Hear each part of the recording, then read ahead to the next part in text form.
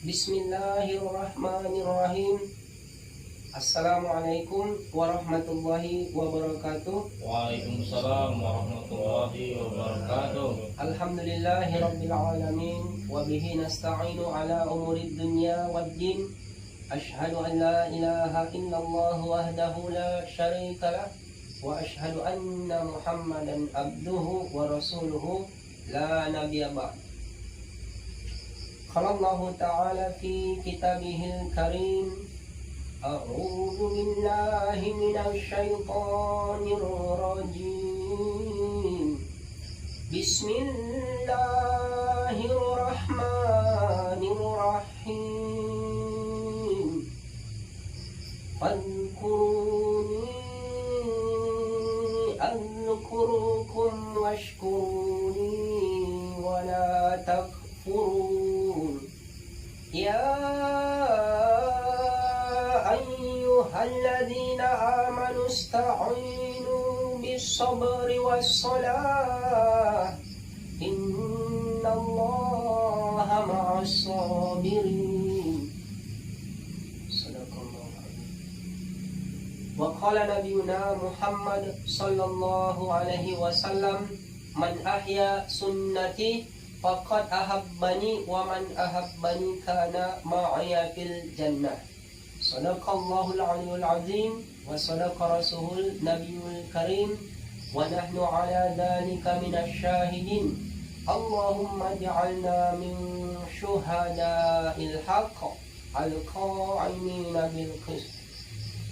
Alhamdulillah, bertemu lagi kita dalam pertemuan ini, yaitu membahas tentang sholat. Kemarin kita membahas tentang zikir Allah akhir zaman. Nah, kali ini kita membahas tentang sholat, yang mana di dalam rukun Islam bahwa kita diperintahkan untuk mendirikan sholat.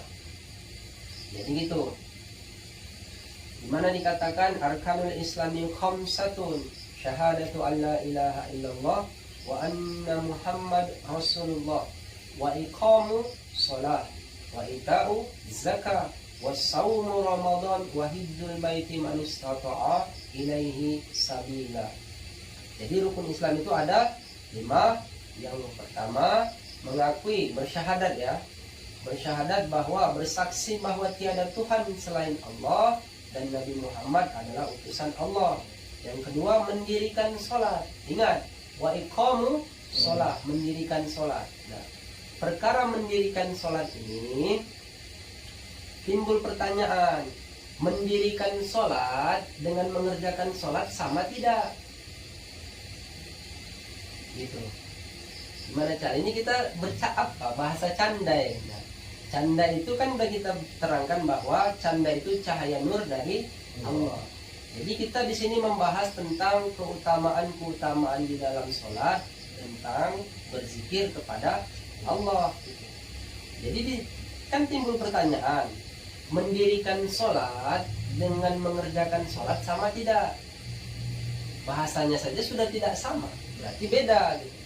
Nah, kalau yang mendirikan sholat itu ialah sholat yang bagaimana yang telah dilakukan Nabi dan para sahabatnya. Nah, setiap ibadah itu, sholatnya ibadah kan? Ya, ibadah. Nah, setiap ibadah itu ada rukunnya.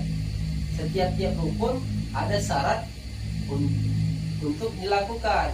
Nanti setelah sudah rukun ada syaratnya, ada juga yang membatalkannya itu. Karena sah dan batalnya itu ada. Itulah tadi namanya ibadah. Contohnya, orang yang mendirikan sholat ialah sholat sebagaimana yang dilakukan oleh Rasulullah, seperti hadisnya, shollu kama ra'aitumuni usolli. Sholatlah kamu seperti aku sholat. Jadi sholatnya Rasulullah itu gimana? Soalnya di saat-saat di akhir zaman sekarang ini banyak sekali yang bertikai dengan perkara sholat ini gitu. Terkadang ada orang yang dia berbeda paham, terus dia tidak mau, kalau si imamnya dia tidak mau bermakmum misalnya begitu. Nah, itu berarti kalau menurut hadis Nabi ini sangat keliru gitu. Kenapa? Iya, karena dia tidak melakukan sholat yang seperti dilakukan Nabi sholat. Bagaimana Nabi sholat? Nabi sholat itu mengerjakannya dengan 3 tertibnya. Tertib tempat, yang pertama. Tertib cara, yang kedua. Tertib waktunya, yang ketiga. Tempat di mana azan dikumandangkan. Berarti sholatnya di masjid atau di musola. Yang penting di mana azan dikumandangkan, di situ nanti didirikan sholatnya. Baru tertib cara. Tertib cara ini caranya berjamaah. Jadi kalau sholatnya di masjid berjamaah, dan yang ketiga itu tertib waktu, berarti mengerjakannya di awal waktu. Nah, siapa-siapa orang dari hamba Allah yang mengaku dia beriman setelah dia Islam, mengerjakan 3 tertib ini seperti yang dilakukan Nabi dan seluruh para sahabatnya, itulah dia yang tertib tempat, tertib cara, dan tertib waktu. Karena cara beginilah yang dilakukan Nabi kita dan seluruh para sahabatnya. Nah, tidak ada membahas tentang perbedaan. Jadi kalau cuman dibahas masalah perbedaan terus berselisih pendapat gara-gara adalah tangannya yang begini, ada yang di sini, ada yang sampai dia begini, itu semuanya bisa. Karena dia, makanya kan saya bilang, kalau di dalam rukun sholat itu berdiri tegak, seperti orang berdiri itu, kalau dia pun mau ditaruh di sini dadanya, bisa, tangannya di dada gitu. Ada yang di sini, bisa. Mungkin itu semua pernah dilakukan oleh Nabi. Tapi ini tidak kita bahas, karena kita tidak mau menyinggung tentang paham. Kita di sini mau bagaimana kita mengerjakan sholat itu seperti yang diridhai Allah, yaitu sholatnya para nabi dan para sahabatnya. Kalau para sahabat Nabi itu jelas Allah meridhoinya. Radhiyallahu anhum wa radu an. Allah telah meridhoi mereka gitu. Jadi istilahnya, kalau orang mengerjakan sholatnya, dia tertib tempat di mana azan dikumandangkan, tertib caranya berjamaah, tertib waktu di awal waktu, maka baguslah ini orangnya gitu. Jadi kalau kita belum bisa melakukan yang 3 tertib ini seperti yang dibilangkan Nabi, maksud Nabi membilangkan itu, shollu kama ra'aitumuni usolli, sholat kamu sebagaimana aku sholat, itu dia. Karena itu yang dicontohkan Nabi itu dengan seluruh para sahabatnya seumur hidupnya kan. Nabi itu sholatnya begitu gitu. Dimana azan berjamaah awal waktu. Ini kita udah berjamaah pun jarang-jarang, ke masjid pun entah kapan-kapan, berjamaah nanti imamnya si anu lain paham, tidak mau berimam, tidak mau bermakmum, kan udah jauh dari apa yang dibilangkan Nabi. Maka ingat, di yang perkara sholat nih, kata Allah, fawailul lil musallin, celakalah orang yang sholat. Kenapa orang yang sholat celaka? Kalau orang yang sholat celaka, apalagi yang tidak sholat, kan udah jelas di situ kan. Yang sholat aja pun ada ancamannya, lalai dia dalam sholatnya, apalagi yang tidak sholatnya. Jadi kita untuk memperbaiki diri supaya kita tidak celaka di dalam sholat itu, ingat, sholatnya itu bukan mau kita, tapi sholatnya itu yang dimau Allah dan Rasulnya. Gimana sholat yang dimau Allah itu coba? Sholat yang dimau Allah itu sebetulnya sangat jelas, sudah di Quran itu ada. Contohnya bagaimana? Kata Allah, dibilangkan di situ, sholatnya itu supaya tidak lalai. Karena orang yang celaka dalam sholatnya ini orang yang lalai, dia enggak, maaf katanya, entah tidak khusyuk, memikirkan yang lain, atau setelah sholat dia entah apa yang dilakukannya. Padahal kalau sebenar-benarnya orang yang sholat itu, dia dapat mencegah perbuatan keji dan mungkar, dalam arti dia tidak berbuat dosa gitu. Karena jadi kalau ada orang yang sholat terus dia berbuat dosa, secara hakikatnya dia belum sholat. Mungkin dia mengerjakan sholat tapi belum mendirikan sholat. Nah gitu dia bedanya. Arti mendirikan sholat itu, jadi dia sholatnya itu seperti yang dilakukan Nabi itu, itulah dia betul-betul mendirikan. Jadi dibangun masjid untuk dimakmurkan, ya kan, berjamaah di awal waktu. Tapi kalau mengerjakan sholat, nah mungkin Ical sering mengerjakan sholat. Mengerjakan sholat sunnah namanya. Kalau sholat sunnah dilakukan di mana aja bisa? Bisa kan? Betul itu? Betul ya. Bahkan di kendaraan pun Nabi pernah melakukan sholat ya, di atas untanya. Jadi begitu. Tapi ketika dia sholatnya yang fardu, dia memijakkan kakinya di bumi ini. Jadi dia begitu. Jadi mendirikan sholat itu tadi tuh 3 tertibnya Cal. Taufik, ya Fik ya. 3 tertibnya, tertib tempat, tertib cara, dan tertib waktu. Kalau ini yang kita bahas di dalam diri kita, maka bagus nanti kita tidak mengurusin urusan orang lain lagi tentang perkara sholat ini.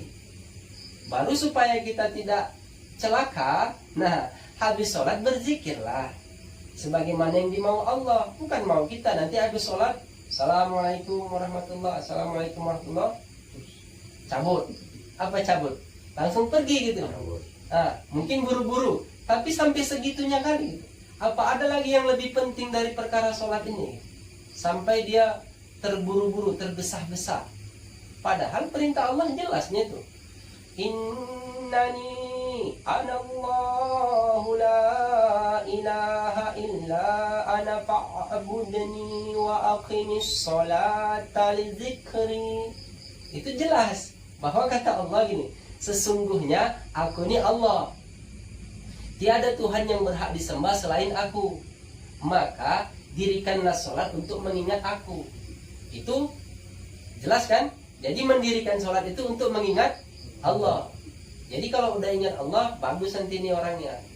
Cara mengingat Allah apa? Nah, kita lihat di ayat yang lain lagi gitu.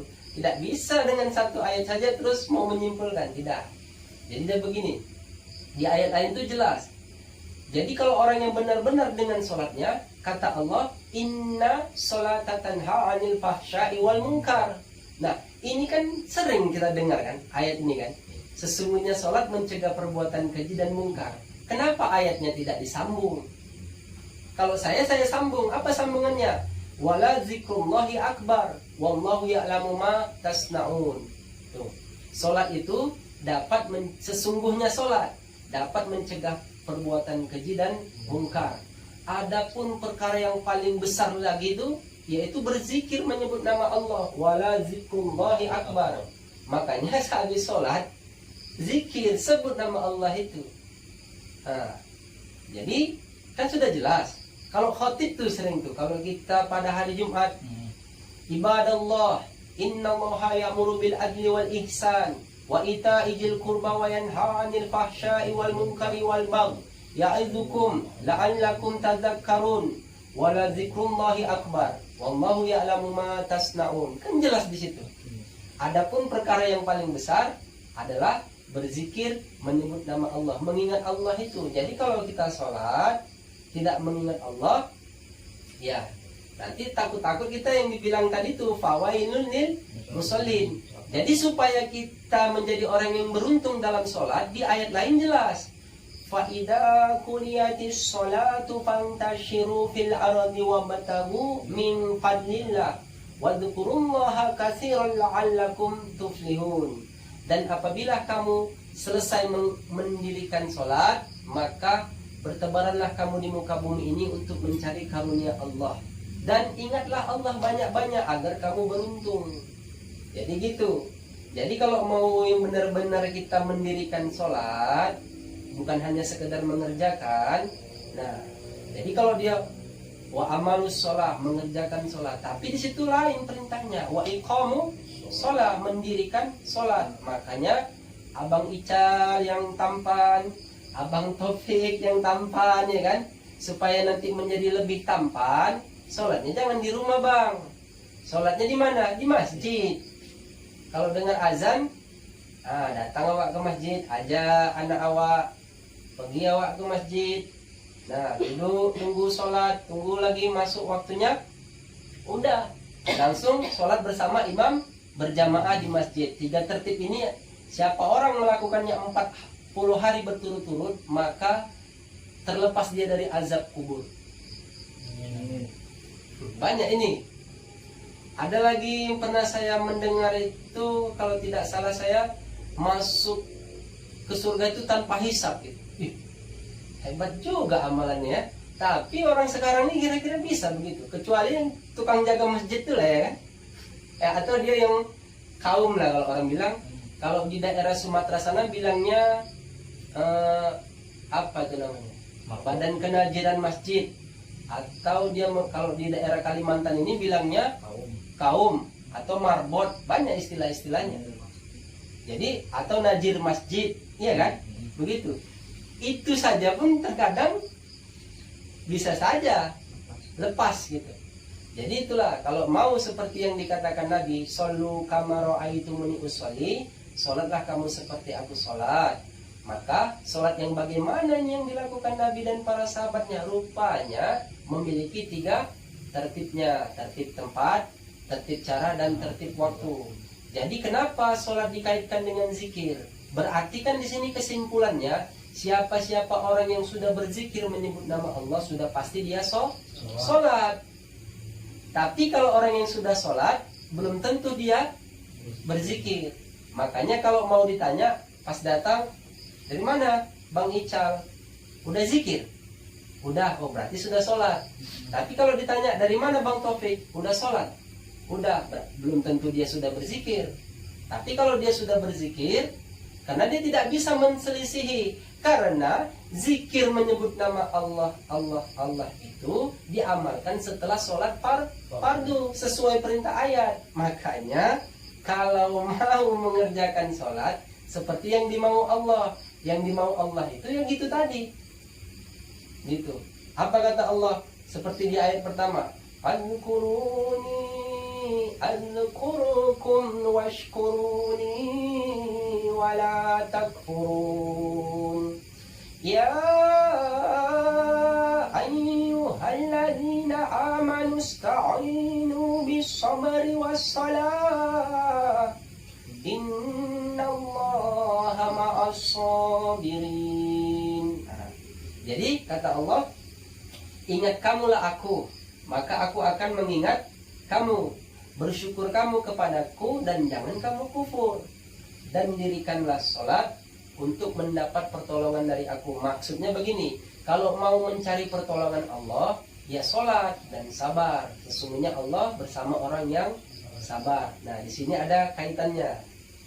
Kenapa orang yang kata Allah bersama orang yang sabar? Apa? Coba kita baca ayat setelahnya. Innallaha ma'as-sabirin wa la taqulu liman yuqtalu fi sabilillahi amwatum bal ahya'u walakin la tash'urun. Dan jangan kamu katakan orang yang mati di jalan Allah mereka itu mati, sesungguhnya mereka hidup di sisi Allah. Gitu. Jadi wala nabluwannakum bi syai'in minal khawfi wal ju'i wa naqsim minal amwali wal anfusi was samarat wabasyiris sabirin. Nanti itu di situ ada ujian bagi kita. Diuji Allah kita, kekurangan makan lah, apalah semua itu diuji. Rasa khawatir itu ada di situ. Jadi alladzina idza asabathum musibah qalu inna lillahi wa inna ilaihi raji'un. Jadi apabila terdapat kepada kamu musibah, terjadi kepada kita musibah, maka kita diperintahkan qalu, katakan bahwa semua datang dari Allah dan dikembalikan kepada Allah. Baru di situ setelah itu ayatnya ulaika alaihim shalawatun mir rabbihim wa rahmah wa ulaika humul muhtadun. Nah, mereka itulah orang-orang yang apabila dia mengingat Allah, maka sesungguhnya mereka itu orang-orang yang beruntung. Jadi kalau mau beruntung dikaitkan, ya kan? Kalau tertimpa musibah sabar, cari pertolongannya dengan sholat. Jangan pergi ke dukun. Nanti ada musibah, kehilangan ini, hilang motor nih, ya kan? Hilang HP, datang ke mbah dukunnya kan, baca mantra, ya kan? Jangan begitu. Padahal makna sabar itu sesungguhnya apa-apa yang kita inginkan tidak terjadi. Dan apa-apa yang kita inginkan malah tidak terjadi. Ini terbalik ini, makanya disuruh sabar. Cuman sabarnya di situ cari pertolongan Allah dengan sholat. Tapi apakah bisa orang yang sabar itu terus dikatakan dia bersama Allah? Ternyata tidak juga. Kalau orang mau dikatakan dia sabarnya bersama Allah, kembalikan ke ayat yang di awal. Fadzkuruni adzkurukum. Dia harus berzikir dulu. Jadi kalau udah sholat, sabar, dia harus berzikir, tetap mengingat Allah. Nah kalau dia sudah berzikir, mengingat Allah, betul lah dia bersama Allah. Tapi ini nanti kalau si Topik ada musibah, sabar aja, menunggu, dia terima aja, nanti sabar ya, gitu kata temannya. Apa bisa dengan begitu saja Allah bersama dia? Dia nggak sholat terus sabar aja, nggak zikir juga, mana bisa? Allah pun kurasa muak melihatnya. Kau kalau ditimpa musibah kau layu, kalau dikasih ini dikasih apa senang gitu. Jadi nggak bisa begitu. Jadi kalau mau bersama Allah harus berzikir menyebut nama Allah. Iya tak? Iya. Gimana, ada? Mungkin itu saja untuk hari ini ya. Jadi di dalam bab sholat itu ingat bahwa setiap ibadah ada rukunnya. Nah jadi rukun sholat itu yang pertama niat, yang kedua itu berdiri tegak, bukan mengangkat takbir dulu. Mana yang betul? Berdiri tegak baru mengangkat takbir. Jadi yang pertama itu niat, ya kan? Yang kedua mengangkat takbir atau takbiratul ikhram. Yang ketiga itu berdiri tegak. Yang keempat itu membaca suratul Fatihah. Yang kelima ruku dengan tumaknina. Yang keenam sujud. Iktidal. Berapa lagi yang keberapa? Baru sujud. Baru yang ketujuh sujud. Yang kedelapan duduk antara dua sujud. Yang kesembilan duduk tasahud akhir. Yang kesepuluh Salam. kok salam belum lah, membaca dulu lah, membaca tasahud akhirnya. Baru yang ke-11 membaca sholawat. Yang ke-12 salam. Yang ke-13 tertib. Nah, ya, sama seperti rukun wudu. Iya kan? Berapa rukun wudu? Lambat. Berapa rukun wudu? Berapa? Oh, 6 kata si Ical. Nah, ini berapa nih bro? Kita laga dulu dia ya kan sih. Berapa? Ini ulama Ical. Ini ulama bro. Berapa rukun wudu? 6. Apa aja yang 6 itu? Pertama niat. Iya. Lambat. Apa aja yang 6 itu? Niat. Iya. Basuh muka. Salah juga. Membasuh. Oh, mencuci, yang membasuh bisa. Niat mencuci. Iya. Tangan. Iya. Membasuh kepala. Iya. Membasuh kaki. Kalau tangan dibasuh, kenapa kepala dibasuh juga? Jadi begini dia, ini jelas ya. Jadi harus mengerti, mencuci sama mengusap beda ya. Kalau mencuci itu, misalnya mencuci muka, berarti jatuh air ke wajah itu. Kalau misalnya mencuci kedua tangan, berarti jatuh air ke tangan itu. Kalau mencuci kedua kaki, berarti jatuh air ke kaki itu. Kalau kepala, mengusap atau mencuci? Mengusap berarti kalau anda yang mengusap pakai apa mengusapnya? Pakai kaki? Telapak tangan lah. Pakai? Mengusap. Ya ini kan cerita canda, ya kan? Jadi kalau cerita canda itu cahaya nur dari Allah. Jadi ya udah. Jadi udah begini. Yang pertama itu niat. Ini rukun wudu ya. Jadi kan sholat itu kan syaratnya harus berwudu kan. Jadi bagusin dulu wudunya gitu. Jadi jangan asal-asal juga. Setiap ibadah itu ada rukunnya. Setiap rukun ada syarat yang mengesahkannya. Kalau rukun syaratnya sudah sah, juga ada yang membatalkannya. Makanya kita harus tahu. Yang pertama itu ya rukun wudu. Pertama itu niat. Yang kedua itu mencuci wajah.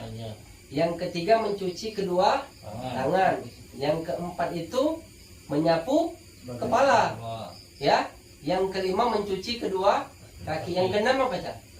Ical kalau tertib cepat yang jawabnya.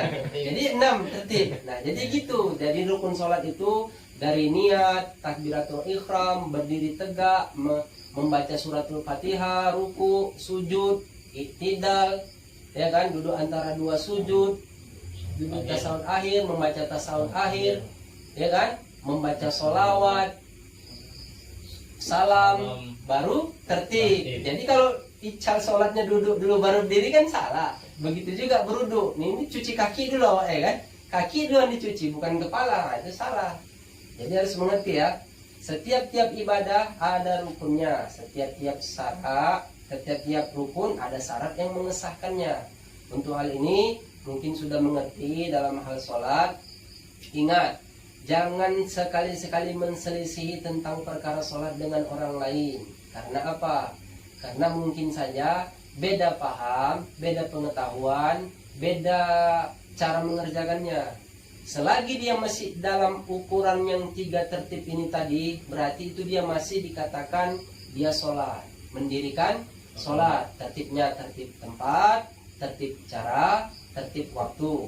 Jadi tempat di mana azan dikumandangkan, caranya berjamaah di awal waktu. Jadi siapa-siapa orang mengerjakan ini tadi, maka dia betullah yang dibilangkan Nabi, shollu kama ra'aitumuni usolli. Sholatlah kamu sebagaimana aku sholat. Jadi di luar dari pembahasan ini tak usah dibahas lagi, nanti bertikai. Tak usah, hindarkan pertikaian itu.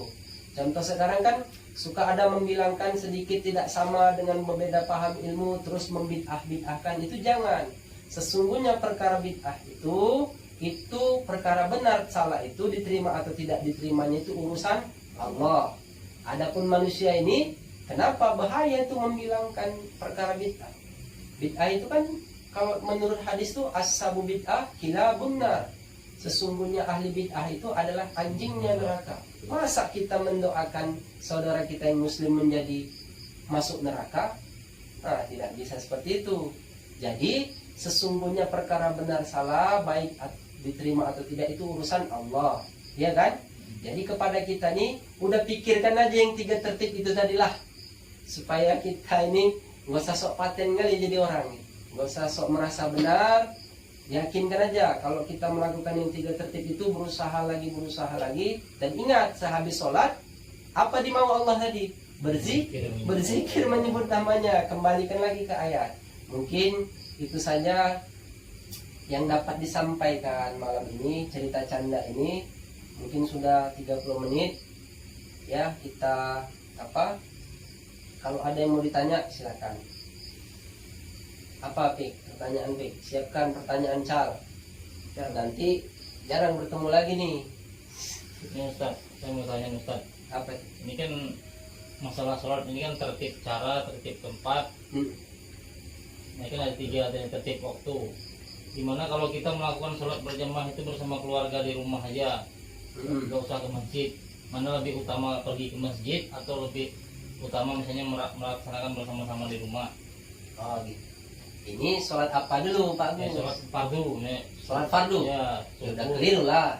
Mana pernah pula Nabi melakukan sholat fardu itu di rumah bersama keluarga. Tapi kalau sholat sunnah seperti sholat tahajud, sholat tarawih itu ya nggak apa-apa.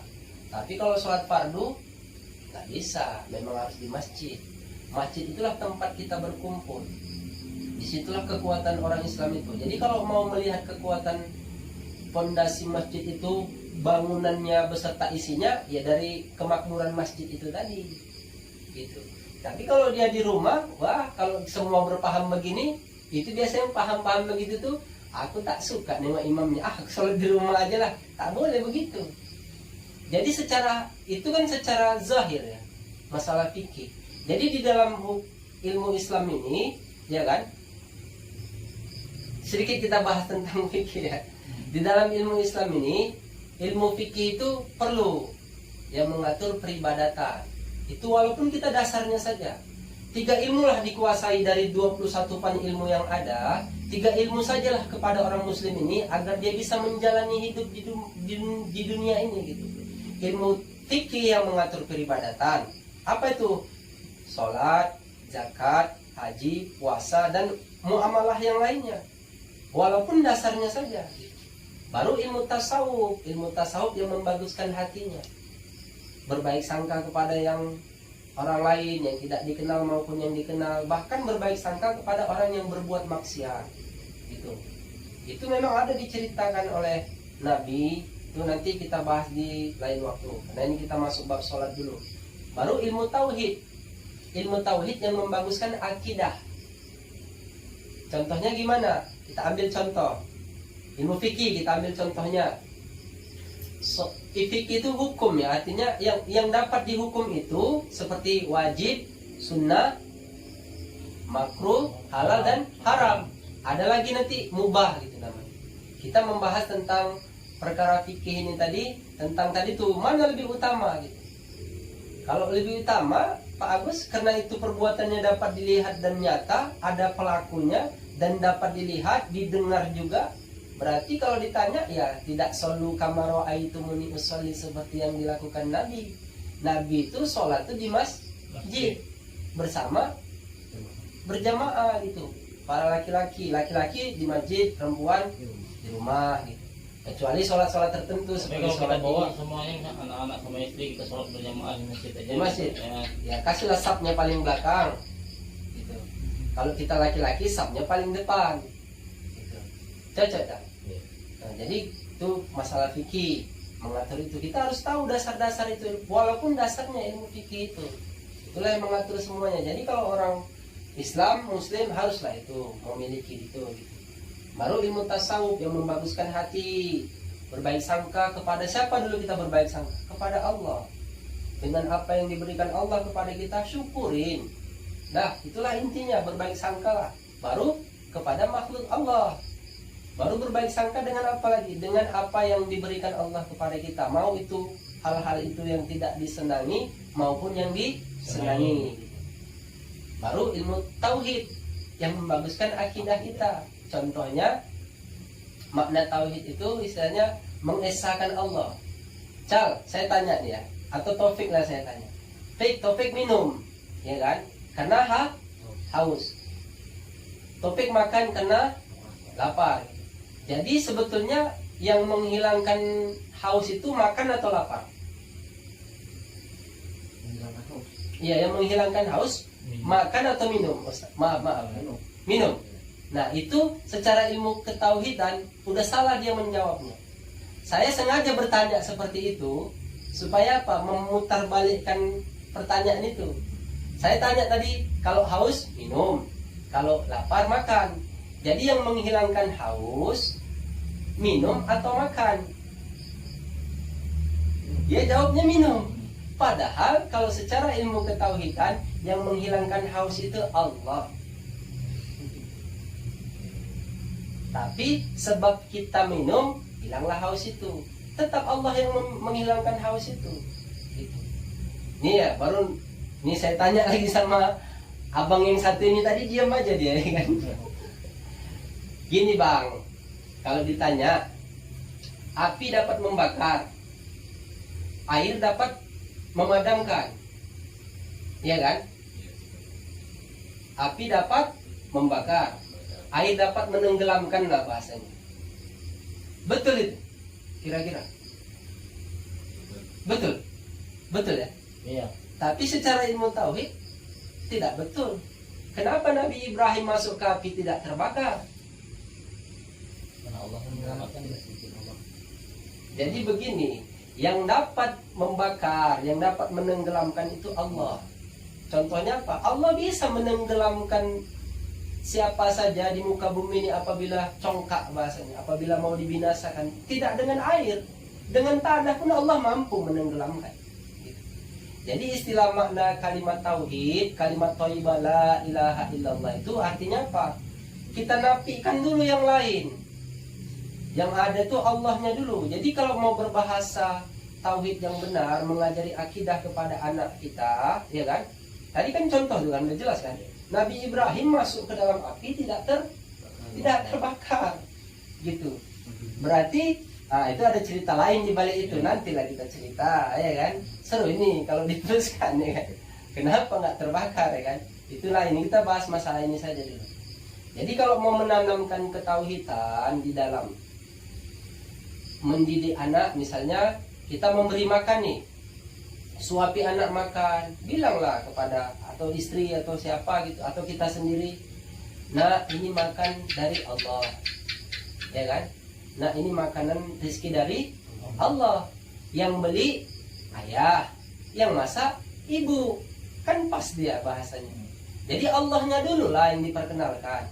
Ini alhamdulillah minumnya hilang haus aku. Jadi seolah-olah kita meyakini bahwa air itu dapat menghilangkan haus. Enggak. Jadi air dapat menghilangkan haus itu dia atas izin Allah. Berhajat dulu, ya Allah, hilangkan haus orang ini, hilang. Kalau enggak, bagaimana pula cerita Ashabul Kahfi itu? Berapa tahun dia itu di dalam gua itu? 300 tahun lebih. Iya kan? Nggak makan, nggak minum, nggak haus nih orang itu. Nggak minum airnya. Biasa aja ya kan? Tapi tiba-tiba udah tua aja rupanya. Cucunya udah tua, dia kembali, cucunya udah tua. Jadi begitulah ceritanya. Itu ilmu tauhid, ilmu fikih. Nanti banyak ilmu-ilmu yang lain. Ada 21 fan ilmu itu. Yang 21 fan ilmu itu kumpul kepada Imam Mujtahid mutlak. Siapa Imam Mujtahid mutlak itu?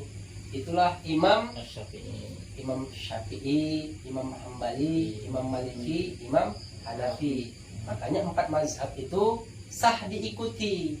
Kalau keluar dari yang 4 itu, kalau saya ditanya, nggak tahu lah saya lagi. Tapi kalau saya ditanya sejujur-jujurnya, ambillah yang satu itu. Gitu. Tapi aku nggak mau lah bermazhab. Aku mau Al-Quran dan hadis saja gitu. Oh iya, mau Al-Quran dan hadis saja ya. Hadis siapa? Hadis yang sahih. Ya, hadis siapa yang sahih itu? Misalnya ini misalnya. Ini kita bercanda aja cerita. Ada orang nggak mau dia bermazhab misalnya. Terus dia mengambil katanya Al-Quran dan hadis. Terus yang Al-Quran yang dibacanya itu, ini orang sekarang ya, janganlah orang dulu kita nggak tahu ceritanya. Ini ada orang yang sekarang ini nggak mau dia bermazhab, katanya dia itu mau mengambil Al-Quran dan hadis saja. Dari mana jalannya? Bisa dia baca Quran itu kalau tidak melalui ilmu-ilmu yang telah dibuat oleh ulama itu tadi. Dulu Al-Quran itu bertitik, tidak. Berbaris pun tidak. Bagaimana mau dibaca? Dulu Al-Quran itu pun belum tertulisnya. Di masa Nabi belum tertulis. Gitu. Setelah di masa Khilafah Utsman, nah itu baru dia tertulis Al-Quran itu. Jadi kalau mau ikut kepada Al-Quran dan hadis, nggak mau ikut ulama, berarti kan udah ngawur dia jadinya. Baru hadis yang mana? Hadis yang sahih lah katanya. Iya, hadis sahih itu hadis siapa? Hadis Imam Bukhari dan Muslim katanya. Oh iya, Imam Bukhari dan Muslim. Tahu kau, kalau Imam Bukhari atau Imam Muslim itu hidup di masa Imam Mazhab tadi itu, ya pasti dia belajar sama orang itu gitu. Jadi kurun masanya saja sudah tidak sama gitu. Jadi kenapa dia dibilang Imam Mujtahid mutlak? Ini saya urut ya. Misalnya saya berguru kepada guru saya. Ini cerita sanad ya. Ada yang berbicara tentang sanad gitu. Kemarin tanya, kalau saya pribadi ditanya, ya sejujur-jujurnya lah kita menjawab. Kalau saya ditanya, ya saya kalau dari sanad ke-31 dari mazhab Imam Asy-Syafi'i. Kenapa? Kami belajar kitab tentang fikih, tentang apa semua dari ulama-ulama Syafi'iyah. Gitu. Seperti mana kitab-kitabnya? Seperti kitab Fathul Mu'in atau kitab Safinah, itu masalah fikih ya. Nah, gitu. Nanti kan ada dia tingkatan gurunya, misalnya dari guru saya, gurunya lagi mengajarkan kitab yang sama, sampailah kepada guru yang kenal seperti kita sebutkan aja lah Syekh Ibnu Hajar. Syekh Ibnu Hajar itu adalah kurun dari ulama yang bermazhabkan Imam Asy-Syafi'i. Syekh Ibnu Hajar menuliskan kitab. Nanti dia dari mana menukil kitabnya itu? Dari gurunya lagi, sampailah kepada pangkat Imam An-Nawawi. Imam An-Nawawi itu sudah beda pangkatnya dengan Syekh tadi ini. Dia sudah pangkat keimaman. Makanya dia bilang apa pangkat dia itu? Imam Mujtahid fatwa. Dia dapat berfatwa ini halal, ini haram. Karena dia menguasai ilmu syarat-syarat yang tadi itu. Mungkin 15 fan ilmu itu ada sama dia dari yang 21. Jadi Imam Nawawi punya guru, sampailah gurunya lagi ke Imam Al-Ghazali. Imam Al-Ghazali masih bermazhabkan Imam Asy-Syafi'i. Begitulah seterusnya. Imam Al-Ghazali punya guru, gurunya lagi itu Imam Asy-Syafi'i. Sampailah dia tuh, makanya Imam An-Nawawi itu Imam Mujtahid fatwa, Imam Al-Ghazali itu di atas lagi Imam Mujtahid mazhab. Jadi imam yang mazhabnya Imam Mujtahid mutlak. Jadi mutlak semua ilmu kumpul di situ. Jadi gitulah dia. Jadi ambil satu aja. Kalau mau mazhab Imam taklid kepada Imam Hambali silahkan, Allah meridhoinya. Kepada Imam Syafi'i silahkan, kepada Imam Maliki silahkan. Kenapa orang ini dikatakan Imam Mujtahid mutlak? Iyalah, kalau misalnya imam sekarang ini yang berkaitan dengan imam hadis itu, hadisnya sahih, imam seperti Imam Al-Bukhari. Imam Al-Bukhari ini dia meriwayatkan, dia ulama hadis, tapi bukan berarti dia tidak mengerti fikih. Tapi kalau dia mau belajar mau mengambil satu hukum fikih, dia mengambil dari imam yang di atasnya lagi. Itulah adab namanya. Walaupun mereka itu mengerti hadis itu, kan ada yang lebih mengerti lagi di atasnya. Jadi gitu. Jadi kalau dikait-kaitkan hafalannya saja sudah beda tingkatannya. Tahu hafalan-hafalan Imam Mujtahid mutlak itu, mereka tuh hadis tuh jutaan hadis mereka hafal, berserta sanadnya, rawinya, asbabun nurudnya, sampai kepada cucu-cucu yang meriwayatkan tentang hadis itu mereka tahu hafalannya, sampaikan kepada cucunya, sampai binatang yang dipelihara pun mereka tahu. Begitu hafalan mereka itu, mau ditandingi nggak bisa. Tapi kalau imam seperti Imam Mujtahid fatwa, kenapa dikatakan oh ya dia menghafal 300.000 hadis di isi kepalanya berserta matannya, sanad serta rawi-rawinya semuanya. Kalau Imam Al-Ghazali lebih banyak lagi. Nah begitu dia. Mungkin begitu saja keterangannya. Panjang lebar kita bercerita tentang sholat ini. Seru ya? Seru. Udahlah. Jadi itu aja, ada pertanyaan lagi sebelum diakhiri nih. Ini minta dijelaskan tentang ada hadis. Pak Agus aja kan. Yang lain nggak mau tanya nih. Apa tuh Pak Agus? Ini kan kata saya kan ada hadis itu kan ada matan hadis, ada sanad hadis, itu perbedaannya gimana tuh Ustaz? Kalau matan itu tulisannya langsung. Misalnya Rasulullah bersabda gitu. Kalau an Abi Hurairah radhiyallahu anhu qala Rasulullah sallallahu alaihi wasallam majtama'a qaumun fi baitin min buyutillahi ta'ala yatluna kitaballah wa yatadarasuna bainahum illa nazalat alaihim sakinah wa ghashiyatuhumur rahmah wa haffathumul malaika wa dzakarahumullahu fi man 'inda rawahul Muslim. Gitu kan? Jadi matan hadis itu lapas bakunya yang tertulis, yang meriwayatkannya Imam Muslim. Dari siapa? Dari Abu Hurairah. Abu Hurairah siapa? Abu Hurairah itu sahabatnya Nabi, bertemu sama Nabi. Makanya an Abi Hurairah, dari Abu Hurairah Nabi bersabda. Baru hadis ini diriwayatkan oleh Imam Muslim gitu. Jadi gitu beda antara rawi yang meriwayatkan sama yang dari siapa ini hadis gitu. Hadis itu banyak, Nabi kan banyak sahabatnya, bukan satu. Kalau satu sahabat Nabi ya nggak mungkin lah ya kan, banyak. Udah, apa Nugroho? Tanya Ustaz. Nah, Ini kan tadi dijelaskan tentang 4 Imam Mujtahid mutlak tadi. iya Imam Mujtahid mutlak, ya yang 4 itu Imam Mujtahid mutlak. Tadi kan dibilang untuk taklid ke satu masjid Iya, saja. iya. Nah, untuk satu ketika semisal kita udah taklid ke Imam Syafi'i. Nah, suatu perkara ada seperti entah sholat atau bab dan yang lain lah, itu ibaratnya sama imam yang lain itu berbeda, itu gimana? Kita bisa mengambil dari mazhab yang lain atau gimana Ustaz? Jadi kalau mengerjakan perbedaan di antara pengerjaan seperti sholat, kalau kita sudah mengambil satu mazhab, jadi kita harus satu paket lah. Cara berwudunya di mazhab Imam Syafi'i begini. Contoh nih ya, kita ambil ya. Awak sholat, ya kita kan dapat melihat. Contoh garis besarnya aja lah. Misalnya Imam Syafi'i menggunakan sholatnya subuh pakai kunut. Nah, sedangkan Imam Hambali tidak. Padahal yang keempat ini guru ke muridnya ini semua sejalan. Kenapa berbeda ya? Itu masalah ijtihad saja. Ingat bahwa ijtihad ulama mujtahid mutlak ini adalah benar dapat 2 istilahnya. Kalau salah dapat 1. Salahnya aja diganjar, dapat pahala. Kenapa?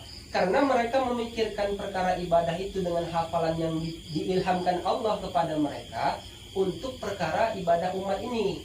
Nah, jadi kalau kita mau mengambil misalnya sholat kalau Imam Syafi'i kita berudu, ya kan? Beruduknya itu airnya itu harus dengan yang mengalir misalnya. Jadi kalau sisa air yang mengalir itu kan namanya air mustakmal, iya kan?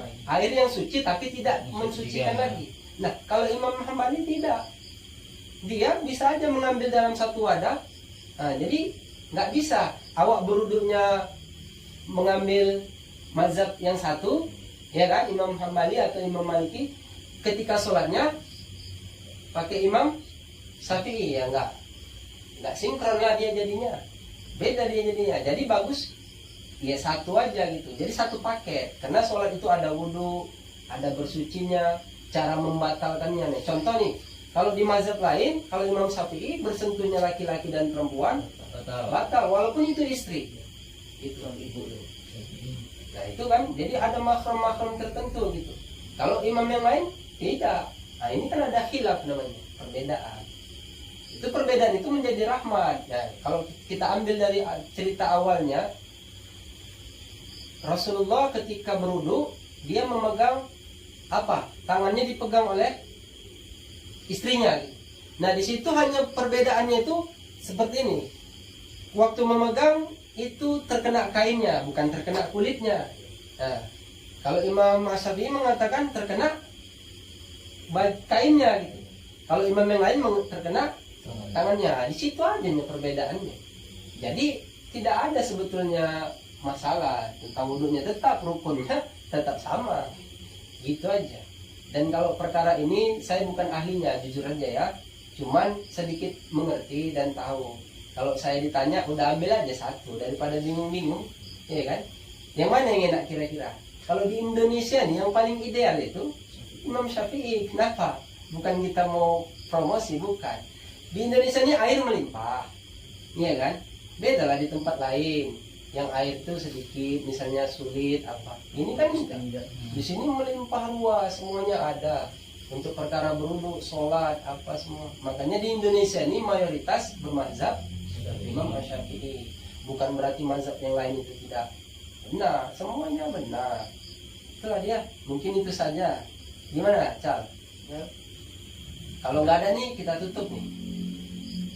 Udah, kita tutup aja ya. Jadi mungkin ini saja pembahasan kita, cerita canda malam ini. Apa canda, Cal? Cahaya Nur? Oh, jadi santai aja ya. Nah, jadi udah, mungkin apa-apa yang disampaikan bermanfaat untuk kita, baik dunia, baik akhirat. Semoga Allah meridhoi kita. Atas kehilafan ini, mohon ampun kita kepada Allah. Wallahu a'lam bishawab. Shadaqallahu alazim.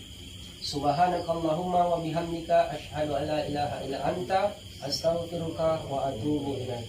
Assalamualaikum warahmatullahi wabarakatuh.